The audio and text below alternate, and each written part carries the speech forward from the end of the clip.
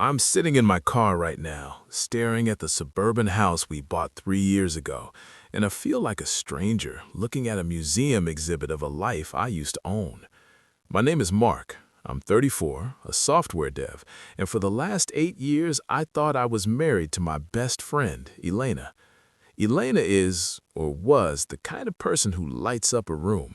She's sharp, funny, and always smelled like that specific vanilla perfume that lingered on my hoodies. We were the solid couple, the ones people came to for advice.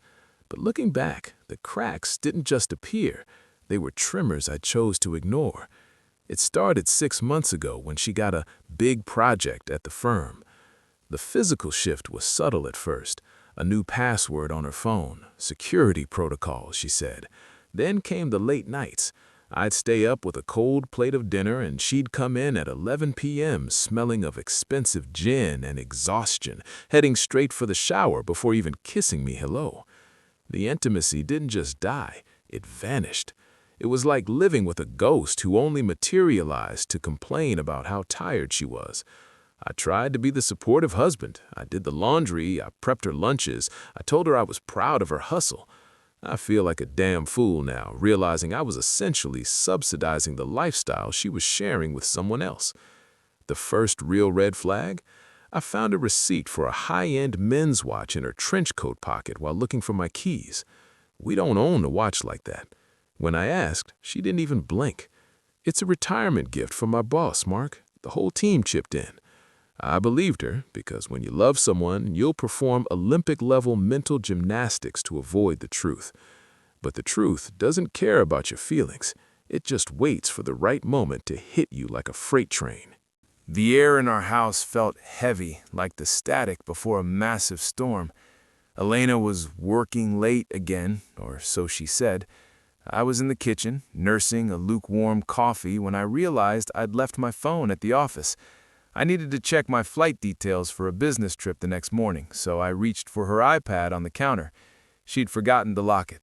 Or maybe, after 3 years of getting away with it, she just got sloppy. The screen flickered to life, and a notification banner from a messaging app I didn't recognize, Signal, popped up. The preview read, "Can't wait for our conference in Cabo this weekend. The suite has a private pool just for us." My heart didn't just sink, it felt like it stopped beating entirely. My hands started shaking so violently I almost dropped the device. I opened the app. There it was.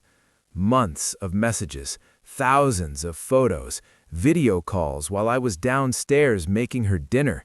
The work project wasn't a promotion, it was a high-stakes affair with her firm's managing partner. But it wasn't just a fling. She was funneling money, our joint savings, into a private account they shared to start their new life. The sensory details of that moment are etched into my brain. The hum of the refrigerator, the smell of the rosemary chicken I'd roasted for a wife who wasn't coming home, and the blue light of the screen revealing that the woman I loved was a total stranger. She hadn't just betrayed our vows, she was systematically dismantling our financial future. Every late night was a dinner at a 5-star restaurant I couldn't afford. Every weekend retreat was a romantic getaway funded by the house down payment we'd spent 5 years saving for. I sat there in the dock for 3 hours. No tears, just a cold, vibrating rage that settled deep in my bones. I didn't call her, I didn't text, I just took screenshots of everything, the bank transfers, the flight bookings, the I love you texts meant for him, and sent them to my private email. When I heard her car pull into the driveway at midnight, I didn't move. I just waited for the ghost to walk through the door one last time. The front door clicked shut. It was 12:15 a.m. I was still sitting at the kitchen table, the iPad screen dimmed, but the evidence burning a hole in my mind. Elena hummed a tune, one I didn't recognize, as she dropped her keys into the bowl. "Oh, Mark, you're still up," she said, her voice light, practiced. She reached for the light switch, and the harsh overhead LEDs flooded the room. She looked radiant. That was the hardest part. She didn't look like a villain. She looked like the woman I'd married, just polished by someone else's attention. "We need to talk about the retirement gift for your boss," I said. My voice was eerily calm, like a recording of myself. She paused, her hand mid-air as she reached for a glass of water. "Mark, it's late. Can we do this in the morning?" I slid the iPad across the granite countertop. It stopped right in front of her. On the screen was the bank transfer, $15,000 from our joint savings to an account under a name I'd never seen. Next to it, a photo of her and the boss on a balcony in Cabo, both of them laughing into the camera. The color drained from her face so fast it was like watching a ghost manifest. For 10 seconds, the only sound was the ticking of the wall clock. "It's not what it looks like," she whispered, the classic, pathetic opening line. "Really?" I stood up. I'm not a loud man, but the sheer weight of my anger made the room feel small. "Because it looks like you're subsidizing your affair with our mortgage money. It looks like every late night was a lie I paid for." Then came the pivot. When the denial failed, she went for justification. She started crying, not for me, but for herself. She told me I'd been emotionally distant. She said he saw her in a way I hadn't in years. She even tried to blame the stress of the firm. "I was going to pay it back, Mark. It was a loan to help him with a business bridge," she sobbed, clutching the edge of the table. "A loan?" I laughed. It was a jagged, ugly sound.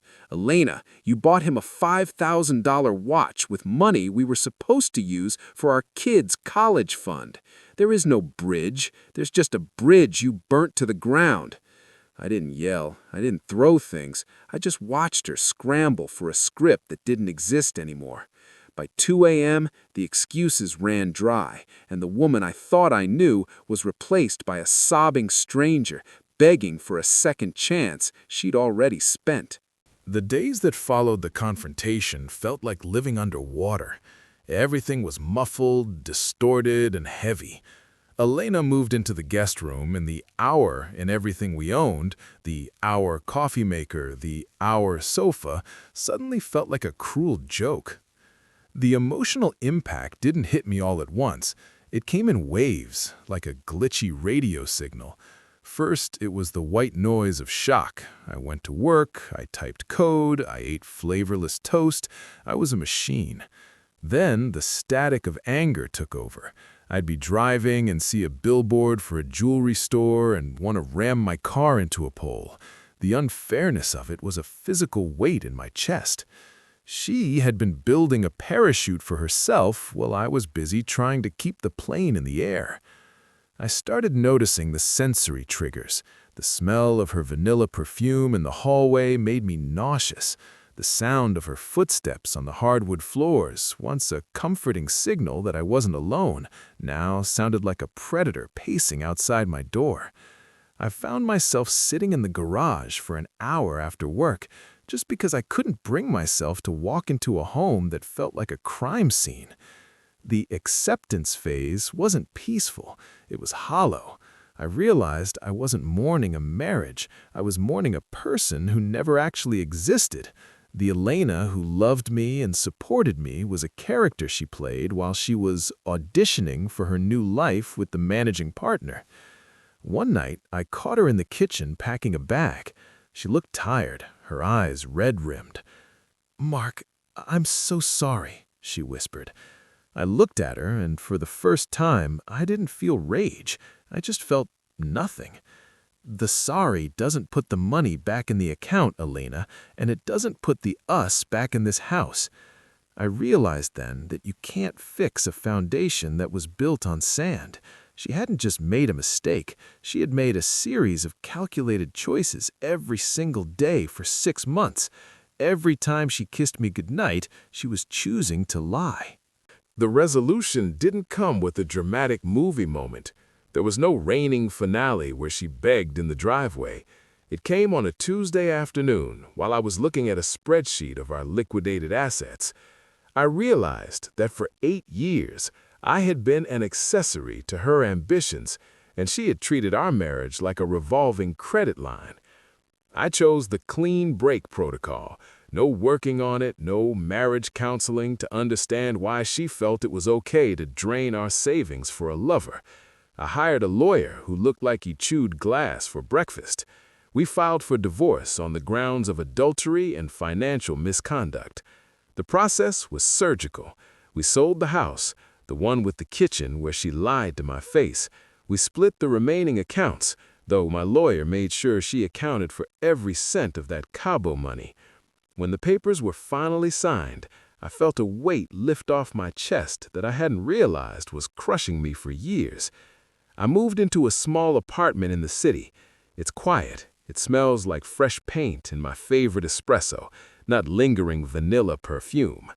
The sensory details of my life are mine again. The footsteps on the floor, those are just mine. The late-night silence, that's peace, not a precursor to a lie.